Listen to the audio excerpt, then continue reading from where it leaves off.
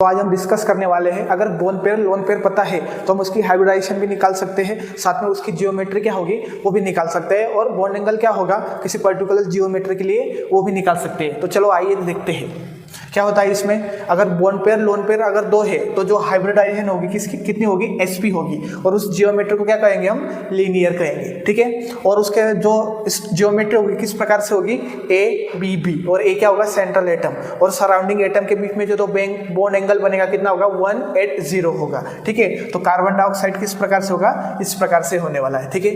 अगर bone pair lone pair अगर 3 आ रही है तो हाइब्रिडाइजेशन क्या होगी उसके लिए, sp2 होगी, और अगर sp2 होगी तो जियोमेट्री कैसी होगी, ट्राइगोनल प्लेनर होगी, इस प्रकार से। और जो बॉन्ड एंगल होगा इनके बीच में, तीनों के बीच में कितना होगा, 120 होगा, इसका भी उतना ही होगा, इसका भी इतना ही होगा, और इसका भी उतना ही बॉन्ड एंगल होगा, ठीक है। उसका एग्जांपल है BF3, ठीक है।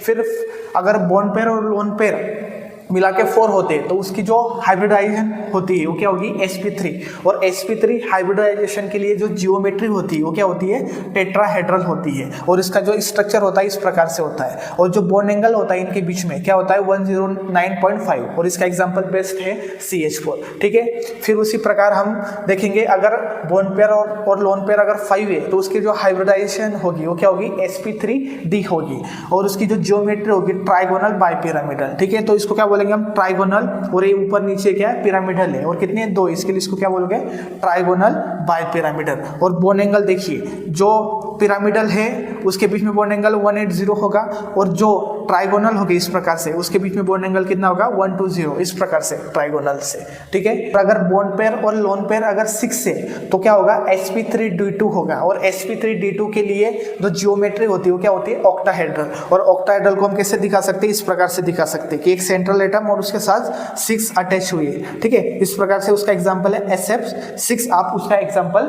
दिखा सकते हो, ठीक है।